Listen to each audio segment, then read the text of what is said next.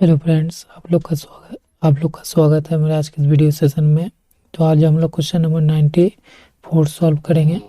तो 94 number question क्या बोलता है, 3 कैपेसिटर है C1 C2 and C3 are joined to a battery. 3 capacitor है C1 C2 एंड C3, तीनों को एक बैटरी के साथ कनेक्ट किया गया है एज शोन इन फिगर 6.45। जैसा कि आप फिगर 6.45 में देख सकते हो। द करेक्ट कंडीशन आर, तो आपको करेक्ट कंडीशन बताना है। ये आपका फिगर है, इसी का करेक्ट कंडीशन 4 ऑप्शन दिया हुआ है, क्या होगा वो बताना है।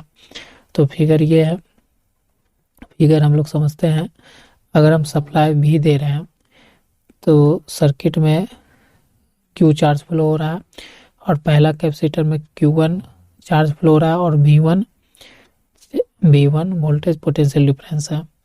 ठीक है, तो यही यहाँ पर क्या मिल रहा है, इस सर्किट में एक नोड है, नोड ए मान लेते हैं इसको।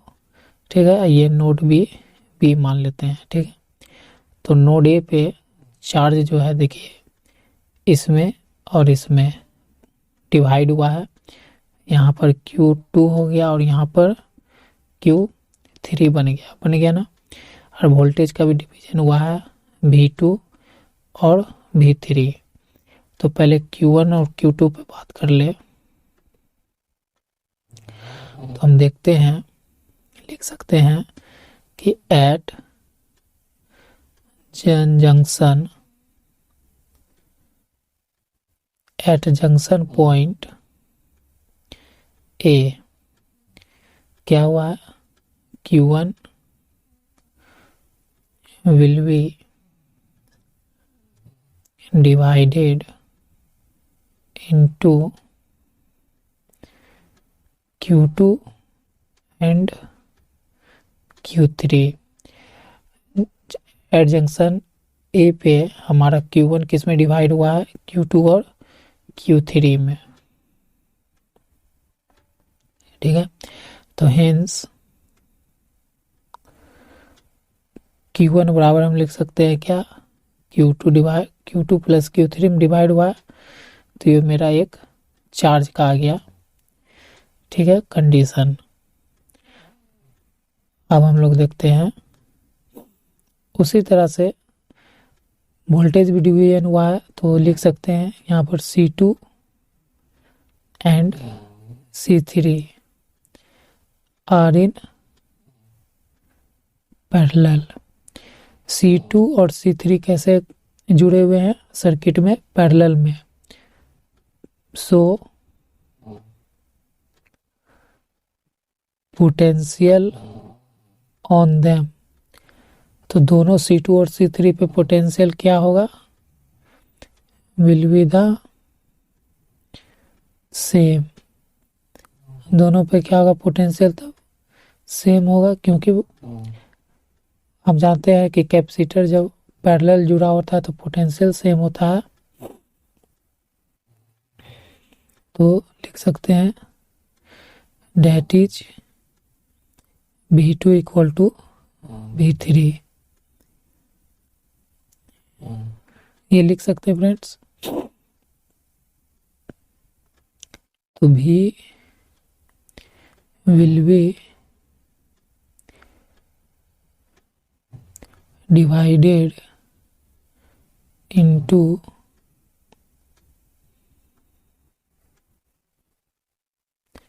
V1 होगा, V1 will be divided into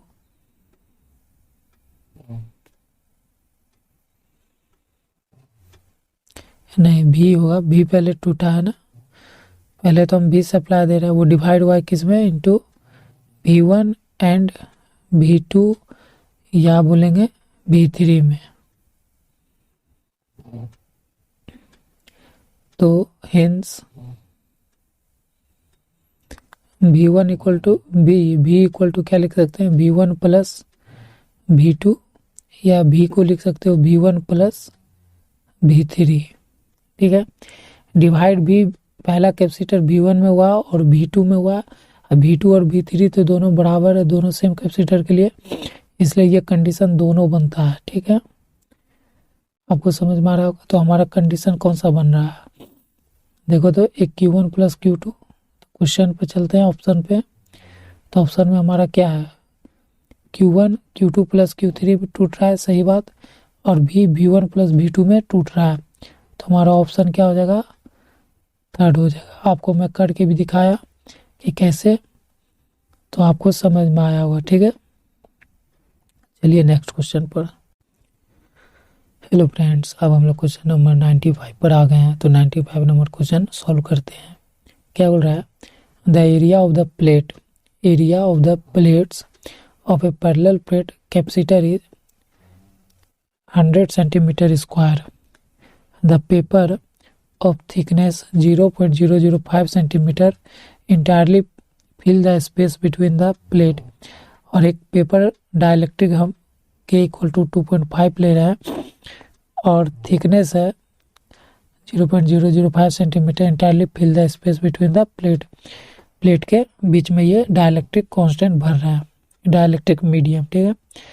if the paper can be tolerate a field of 5 into 10 to the power 7 volt per meter, the maximum potential difference up to which the capacitor can be charged is। देखिए question क्या कहा कि एक parallel plate capacitor है जिसका plate का area दिया हुआ है 100 सेंटीमीटर स्क्वायर। फिर डाइलेक्ट्रिक कांस्टेंट जो पेपर का दे रहा है वो 2.5 दे रहा है और पेपर का जो थिकनेस है 0.005 सेंटीमीटर दिया जा रहा है। Entirely fill the space between the plates. यदि पेपर इलेक्ट्रिक फील्ड टॉलरेट कर सकता है 5 into 10 to power 7 volt per metre. Volt per metre क्या शो कर रहा है, इलेक्ट्रिक फील्ड। तो the maximum potential difference up to which the capacitor can be charge. तो बताना है कि मैक्सिमम पोटेंशियल कैपेसिटर का क्या होगा चार्ज होने तक। तो बहुत सिंपल सा क्वेश्चन है। देखिए अगर गिवन डाटा लिखा जाए तो गिवन आपको क्या क्या दे रहा है, एरिया दे रहा 100 सेंटीमीटर स्क्वायर, ठीक है। के दे रहा 2.5, ठीक है, ये दे रहा है ना। और थिकनेस जो है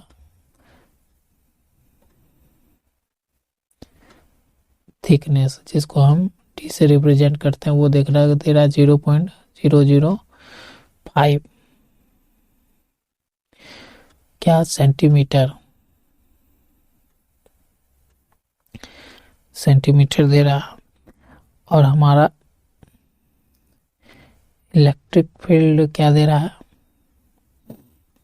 5 into 10 to the power 7 volt per metre दे रहा, ठीक है। तो हमको निकालना है पोटेंशियल डिफरेंस, मैक्सिमम पोटेंशियल निकालना है। यहाँ पर निकालना हमको मैक्सिमम पोटेंशियल हो गया किसमें, वोल्ट्स में निकल जाएगा। देखिए क्या निकलेगा कि हम लोग जानते हैं मैक्सिमम फील्ड तो दिया हुआ है, ठीक है। तो हम लोग यहाँ लिख सकते हैं कि वी नो डैट, हम लोग जानते हैं, क्या जानते हैं कि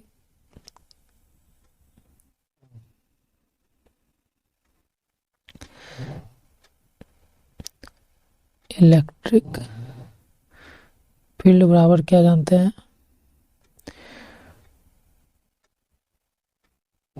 पोटेंशियल बाय में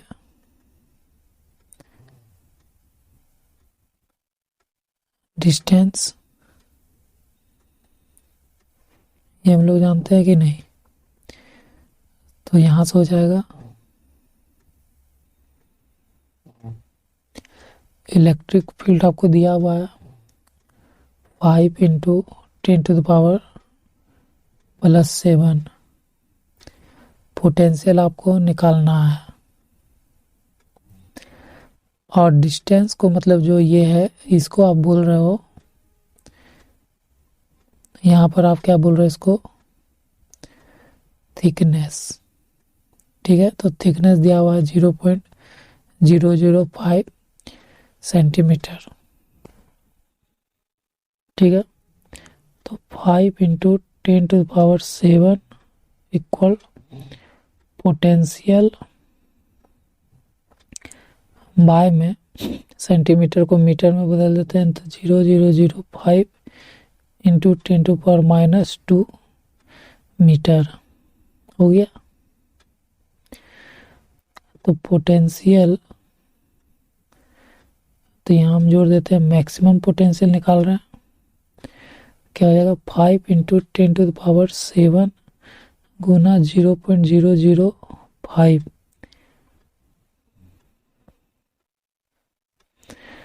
इंटू 10⁻²। यहाँ से उड़ा दो डेसिमल तो 1000। ठीक है,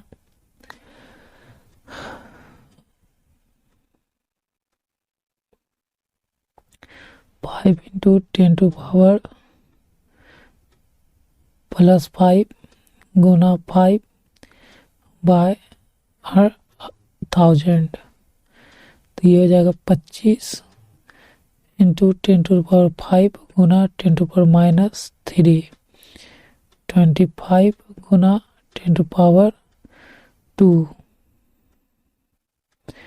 ये हो जाएगा 2500 इतना वोल्ट्स।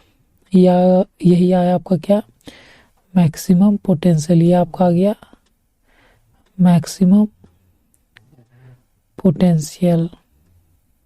ठीक है फ्रेंड्स, सॉल्यूशन समझ में आया होगा। तो ये आपका क्या है, उत्तर है। चलिए नेक्स्ट क्वेश्चन में। हेलो फ्रेंड्स, अब हम लोग क्वेश्चन नंबर 96 पर आ गए। तो 96 नंबर क्वेश्चन सॉल्व करते हैं। The equivalent capacitance between point A and be in circuit shown in figure 6.46 is.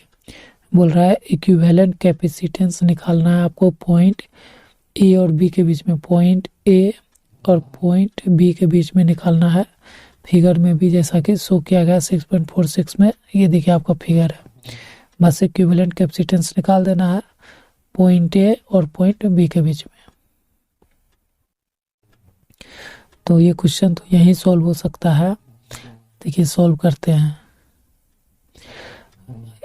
ये दोनों कैपेसिटर किस में है, तो सीरीज में है। तो इसका सीरीज इक्विवेलेंट निकाल लेते हैं, यहीं पर सॉल्व करते हैं फ्रेंड्स। तो लिख सकते हैं क्या, CS1 लिख दे, नाम दे देते इक्विवेलेंट का। तो क्या हो जाएगा 8 गुना में 8 और 8 प्लस में 8, यही होता है। तो CS1 क्या हो जाएगा 8 गुना में 8 बाय 16, यहाँ से 2 और यहाँ से 4, तो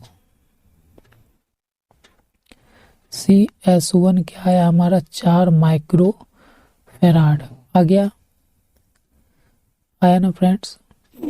तो इसको हम क्या कर सकते हैं, इसको हम मिटाकर, इसको यहाँ से मिटाकर ये सर्किट अब कैसा बन जाएगा,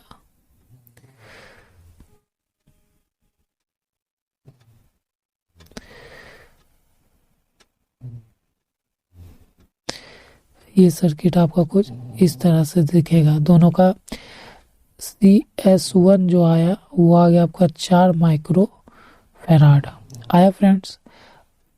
अब ये हो गया, अब देखो ये 4 माइक्रो फैराड और ये 8 माइक्रो फैराड दोनों किस में है, सीरीज में है। तो इसका इक्विवेलेंट निकाल लेंगे। तो इसको हम रब कर देता हूँ।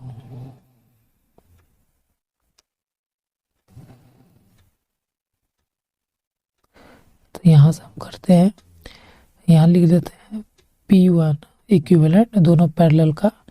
तो 4 प्लस में 8, CP1 कितना हो गया था 12 माइक्रोफैराड हो गया, 12 माइक्रोफैराड। तो हम यहाँ पर इसको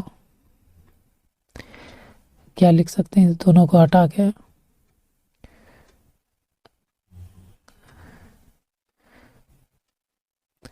इस दोनों सर्किट को हटा देते हैं।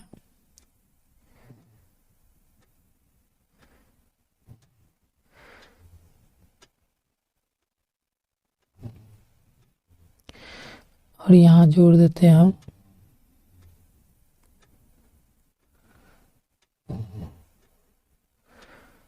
ये। तो यहाँ हो गया आपका क्या, सी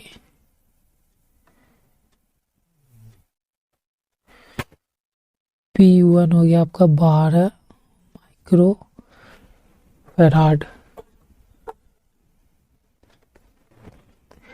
ठीक है फ्रेंड्स, तो ये हो गया।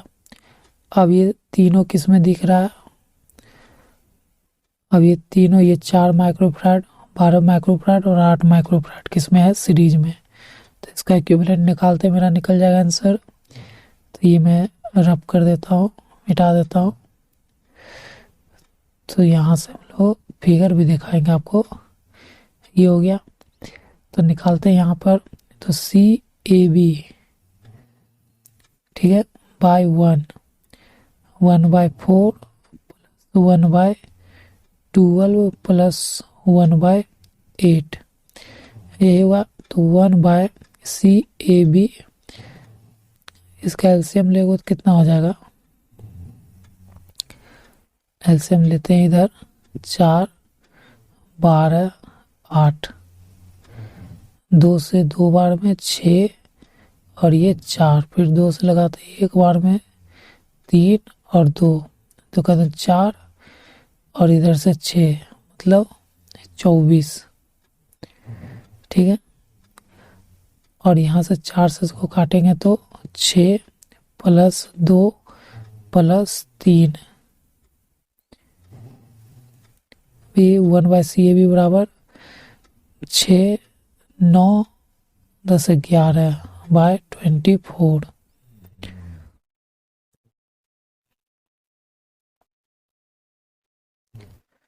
हो गया।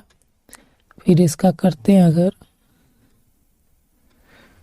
CAB पलट देते हैं तो 24/11, इसको काटेंगे तो कटेगा 2 बार में, ठीक है, 0.18 माइक्रोफैराड। इतना ही आपका CAB 2 पॉइंट A और B के बीच में कैपेसिटेंस इक्विवेलेंट निकलेगा। तो आपका ऑप्शन क्या हो जाएगा, ऑप्शन 2 ऑप्शन 4 आपका राइट आंसर हो जाएगा। समझ में आया होगा फ्रेंड सॉल्यूशन। तो चलिए मिलते हैं नेक्स्ट वीडियो में।